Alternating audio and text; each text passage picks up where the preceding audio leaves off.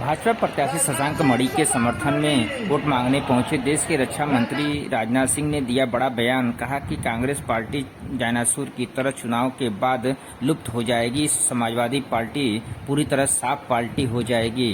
2014 के बाद चैन उतरा आज तक नहीं चढ़ा। साइकिल में पूरी तरह जंग लग चुका है। इस तरह के बड़े हमले के बाद साथी केजरीवाल के सवालों का जवाब देते हुए कहा कि योगी ने आज़ादी के बाद प्रदेश में कानून व्यवस्था ला दिया है, जिसके बाद देश में ही नहीं पूरे विश्व में भी योगी सरकार की चर्चा है। होती है चुस्त दुरुस्त कानून और व्यवस्था। आजाद भारत के इतिहास में पहली बार अपराधियों के हौसले पस्त करने का काम किसी ने किया है तो हमारे योगी आदित्यनाथ जी ने।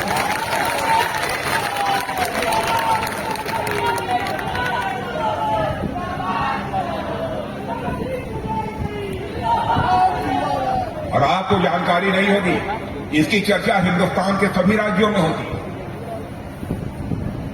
विदेशों में चले जाइए, वहां भी जो भारतीय हैं वहां चर्चा होती है। और राज्य का यदि हम विकास करना चाहते हैं तो विकास की पहली शर्त होती है चुस्त दुरुस्त कानून व्यवस्था। और कांग्रेस सपा की मैं क्या आलोचना करूंगा? कांग्रेस तो ऐसे ही लुप्त होती जा रही है। जैसे आपने डायनासोर का नाम सुना होगा, डायनासोर सारे विश्व से लुप्त हो गया, गायब हो गया। वैसे ही मुझे लगता है 2024 के बाद आप बच्चों से पूछेंगे 10 साल के बाद, बच्चे कांग्रेस कौन होता है, कौन कांग्रेस, यह हालत हो गई। सपा के बारे में बच्चों से आप पूछेंगे कुछ साल के बाद, बच्चे कहेंगे सपा, सपा का मतलब समाप्त हुआ।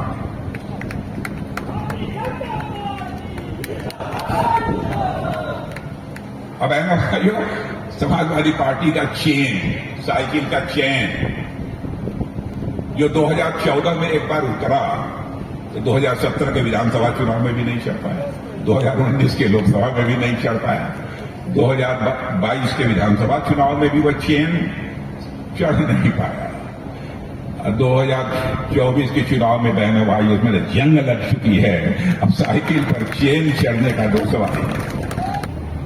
समान नागरिक संहिता यूनिफॉर्म सिविल कोड, हमारी सरकार जी बनती है तो हम यूनिफॉर्म सिविल कोड यानी समान नागरिक संहिता लागू करेंगे।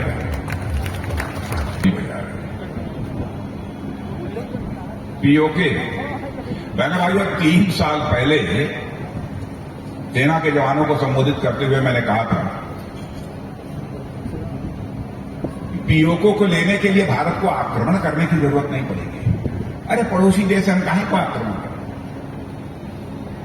ऐसी परिस्थितियां पैदा हो जाएंगी कि पीओके में खुद ही यह मांग उठने लगेगी कि हम भारत के साथ जाना चाहते हैं, भारत में हम अपना विलय चाहते हैं। और आपने देख लिया होगा यह हो गया है, हो गया है।